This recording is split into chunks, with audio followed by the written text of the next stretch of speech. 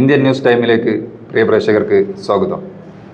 2026 5-ാം ദിവസത്തെ ഗ്രൂപ്പ് ഘട്ട മത്സരങ്ങളെക്കുറിച്ചുള്ള റിവ്യൂയിലേക്ക് പ്രിയ പ്രേക്ഷകരെ സ്വാഗതം ചെയ്യുന്നു. ആവേശകരമായ സ്പെയിൻ കേപ്പ് വെർദ മത്സരം ഇന്നലെ നടക്കുകയുണ്ടായി.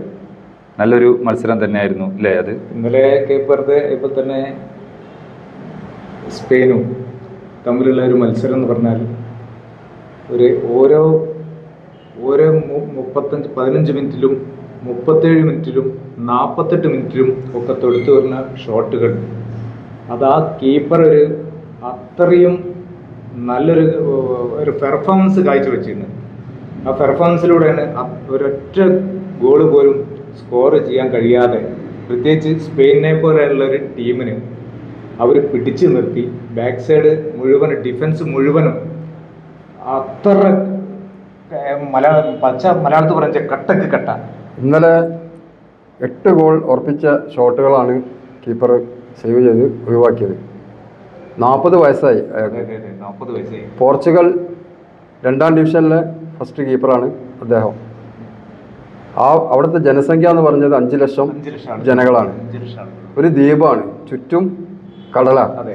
അവിടെയുള്ള യുവാക്കൾ യൂറോപ്യൻ പ്രവാസം തേടി പോണ ആളുകളാണ്. അവിടെ നിന്നാണ് ഈ ടീമിനെ വാർത്തെടുത്ത് ആ കോച്ച് കൊണ്ടുവരുന്നത്. ഇന്നലെ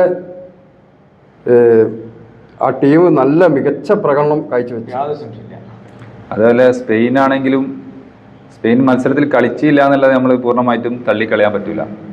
കാരണം പെട്രി ആണെങ്കിലും ഗവി തുടങ്ങിയ പ്ലെയേഴ്സ് നല്ല രീതിയിൽ അറ്റാക്കിങ്ങിലേക്ക് കളിച്ചിട്ടുണ്ട്.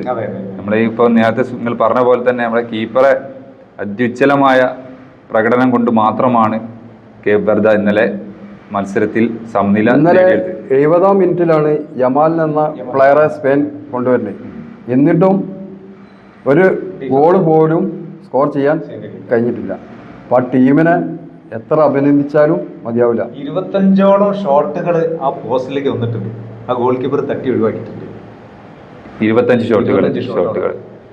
വസീന നല്ലൊരു മികച്ച പ്രകടനം കാഴ്ച വെച്ചിട്ടുണ്ടെന്നല്ലേ. അതുകൊണ്ട് തന്നെയാണ് ആ മാച്ചിലെ മാൻ ഓഫ് ദി മാച്ച് ആയിട്ട് തെരഞ്ഞെടുത്തിട്ടുള്ളത്. അത് മാത്രമല്ല, അയാളുടെ 25-ാം വയസ്സിലാണ് ഒരു പ്രൊഫഷണൽ ഫുട്ബോളിലേക്ക് അയാൾ അംഗീകാരം കിട്ടുന്ന മത്സരത്തിലേക്ക് അല്ലേ.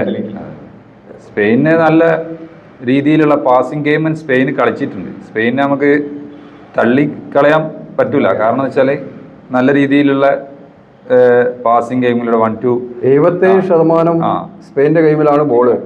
അതെ, പാസിംഗ് ഗെയിം സ്കോർ ചെയ്യാൻ കഴിഞ്ഞില്ല. നല്ല ഡിഫൻസ് ആയിരുന്നു കാഴ്ചവെച്ചത്. അതുപോലെ തന്നെ കേപ്പ് വെർഡെ ഗോൾ കീപ്പറെ നമ്മൾ സൂചിപ്പിച്ചതുപോലെ തന്നെ കളിക്കാരും ഒരു ഒത്തൊരുമയോടെ ഡിഫൻസിൽ സ്പെയിനെ തടഞ്ഞു നിർത്തുന്നതിൽ ഒരു നല്ലൊരു ശ്രമം തന്നെ നടത്തിയിട്ടുണ്ട്. ഇന്നലെ 2ാമത്തെ മത്സരത്തിൽ ഏതെങ്കിലും ഫസ്റ്റിലെ ടീമുകൾ കളിച്ചിരുന്നത്? ഇന്നലെ 2ാമത്തെ മത്സരത്തിൽ നമ്മളെ ബെൽജിയം ഈജിപ്ത് ആയിട്ടാണ് കളിച്ചിട്ടുള്ളത്. നല്ലൊരു മത്സരമാണ് നടന്നത്. മുഹമ്മദ് സലാഹ് നല്ല ഒരു പാസിലൂടെയാണ് ഇന്നലെ ഗോൾ നേടിയിട്ടുള്ളത്. മുഹമ്മദ് സലാഹ് മികച്ചൊരു അസിസ്റ്റ് ആയിരുന്നു ഗോൾ നേടാനുള്ള കാരണമാക്കി. ബെൽജിയത്തിന്റെ ഗോളിനെ പറ്റി പറയുകയാണെങ്കിലും ഉണ്ട്. ലുക്കാക്കോ 67-ാം മിനിറ്റിൽ ഇറങ്ങിക്കാട്ടാണ് സെക്കൻഡ് ഗോൾ കൊണ്ട് ഗോൾ മടക്കിയത്. അപ്പോൾ അയാളുടെ ഒരു എക്സ്പീരിയൻസും, സെൽഫ് ഗോൾ ആണെച്ചാലും അയാൾ ഇറങ്ങി സെക്കൻഡ് ഗോൾ കൊണ്ട് ഗോൾ മടക്കി. അപ്പോൾ അത് എടുത്തു പറയേണ്ട ഒരു കാര്യമാണ്. ബെൽജിയം എന്താ വെച്ചാൽ ബ്രസീൽ പോലെ ടീമുകളെ പരാജയപ്പെടുത്തിയിട്ടുള്ള ഒരു ടീമാണ് ബെൽജിയത്തിന് ഉടനീളം കേരളത്തിൽ ഇപ്പോൾ ആരാധകരുണ്ട്. കൂടുതൽ സ്ഥലങ്ങളിലും ബെൽജിയത്തിൻ്റെ ഫ്ലക്സൊക്കെ നമുക്ക് കാണാവുന്നതാണ്. ലുക്കാക്കു ഉണ്ട്. അതേമാതിരി തന്നെ നമ്മുടെ ഗോൾ കീപ്പർ മികച്ച പ്രകടനമാണ് ഇന്നലെ ബെൽജിയത്തിൻ്റെ ഗോൾ കീപ്പർ കാഴ്ചവെച്ചത്. അതുപോലെ തന്നെ ഈജിപ്തിൻ്റെ നമ്മുടെ മുഹമ്മദ് സലാഹ് ലിവർപൂളിൻ്റെ ഒരു മികച്ച പ്ലെയറാണ്. അതുപോലെ തന്നെ അയാളെ പ്രായം നോക്കുകയാണെങ്കിൽ ചിലപ്പോൾ അവസാന ഒരു വേൾഡ് കപ്പായിരിക്കും മാറും. മൂന്നാമത്തെ മത്സരത്തിൽ ഇന്നലെ മാറ്റുരച്ചിട്ടുള്ളത് നമ്മുടെ സൗദിയും ഉറുഗ്വേയും തമ്മിലാണ്. ഉറുഗ്വേ നമ്മുടെ ഏഷ്യൻ ടീമായിട്ടുള്ള സൗദി 1-1 സൗദിയാണ് ഫസ്റ്റ് സ്കോർ ചെയ്തത്. സമനിലയിലും തളച്ചിട്ടുണ്ട്. 86-ാം മിനിറ്റിലാണ് ഉറുഗ്വേ ഗോൾ തിരിച്ചടിക്കുന്നത്. സൗദിയ ജയം ഉറപ്പിച്ചെന്നുള്ള ഘട്ടത്തിലാണ് ഉറുഗ്വെ സമനില നേടുന്നത്. ഈ വേൾഡ് കപ്പിലപ്പോൾ ഇത്ര തലങ്ങൾ നമ്മൾ ഗ്രൂപ്പ് ഘട്ട മത്സരങ്ങൾ നടന്നതിൻ്റെ അടിസ്ഥാനത്തിൽ നമ്മൾ നോക്കുകയാണെങ്കിൽ വമ്പൻ ടീമുകളെയെല്ലാം ചെറിയ ടീമുകൾ സമനിലയിൽ തളയ്ക്കുന്ന ഒരു രീതിയാണ് നമ്മൾ കണ്ടത്. പ്രത്യേകിച്ച് എടുത്തു പറയേണ്ട കാര്യം ഏഷ്യൻ ടീമുകളുടെ മുന്നേറ്റം എടുത്തു പറയേണ്ടതാണ് ഈ വേൾഡ് കപ്പിൽ. എനിക്ക് തോന്നുന്നുണ്ട് പഴയ ടീമൊന്നും കളി ഒരു പോരാത്ത ഇതല്ല വരുന്നത്. പുതിയ ടീമുകളൊക്കെ അത്രയും കളിയും ടെക്നിക്കലൂടെയും മെച്ചപ്പെട്ടു വരിക. അല്ല പഴയ ടീമിന്റെ കളി മോശമാണെന്ന് എനിക്ക് തോന്നുന്നില്ല. അതെ, പഴയ ടീമുകളുടെ കളി മോശമായിട്ടില്ല. ഇപ്പോൾ ബ്രസീലിന്റെ കളി നമ്മൾ കണ്ടില്ലേ, ബ്രസീലിന്റെ കളി കണ്ട്, അതുപോലെ ഇന്നലെ സ്പെയിനിന്റെ കളി കണ്ട് ഒക്കെ കണ്ട്. അപ്പോൾ ഈ മറ്റ് ടീമുകൾ ടെക്നിക്കൽ പരമായിട്ട് നല്ല മികച്ച സ്കില്ലും എതിരാളികളെ എങ്ങനെ നേരിടണം എന്നുള്ള തന്ത്രങ്ങളും പഠിച്ച് എടുത്തതിൻ്റെ ഒരു അടിസ്ഥാനത്തിലാണ്.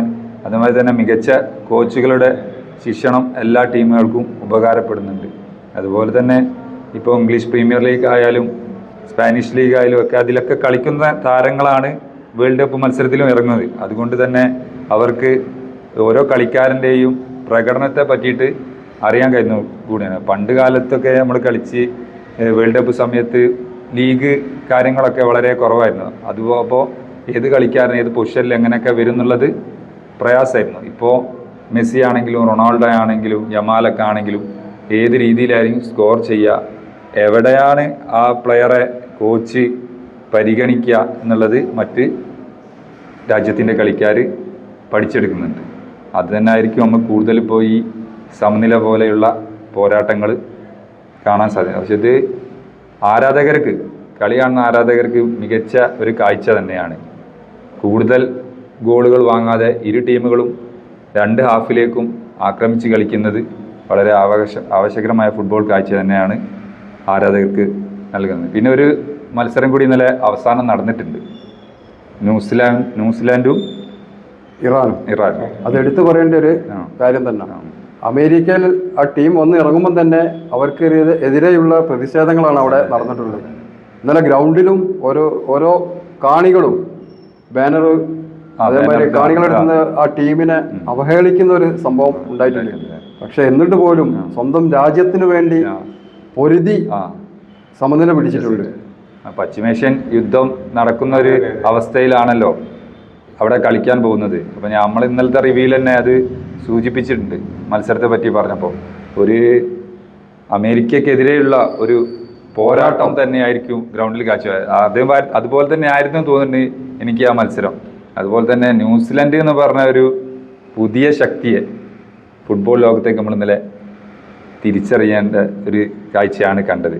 ഇന്നലെ ആ മത്സരത്തിൽ 48% ബോൾ കൈവശം വെച്ചത് ഇറാനും 52% ന്യൂസിലൻഡാണ്. അപ്പോൾ വാസിലൂടെ പറഞ്ഞ മാതിരി ന്യൂസിലൻഡ് ഈ വേൾഡ് കപ്പ് വേദിയിൽ ആദ്യമായിട്ടാണ് മത്സരിക്കുന്നത്.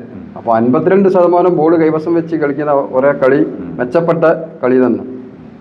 സൗദിയ മികച്ച പ്രകടനം തന്നെ സൗദിൻ്റെ ഭാഗത്ത് നിന്ന് നമുക്ക് കണ്ടത്. രണ്ട് വിങ്ങിലൂടെയും കയറി വന്നിട്ട് പൊസിഷൻ സെക്കൻഡ് ബോക്സിലേക്ക് ബോള് മികച്ച രീതിയിൽ എത്തിക്കുന്ന, മിഡിൽ നിന്ന് മികച്ച രീതിയിൽ ബോൾ അസിസ്റ്റ് ചെയ്ത് കൊടുക്കുന്ന ഒരു മത്സരമാണ് സൗദി കാഴ്ചവെച്ചിട്ടുള്ളത്. അതുകൊണ്ട് തന്നെയാണ് സൗദിക്ക് ഗോള് തിരിച്ചടിച്ചിട്ട് വരാനുള്ള ഒരു കാര്യം ഉണ്ടായത്. അപ്പോൾ ആവേശകരമായ ഈ റിവ്യൂ വീക്ഷിച്ചിട്ടുള്ള മാന്യ ഫുട്ബോൾ പ്രേക്ഷകർക്ക് ഇന്ത്യൻ ന്യൂസ് ടൈമിൻ്റെ നല്ലൊരു ദിനം ആശംസിക്കുന്നു.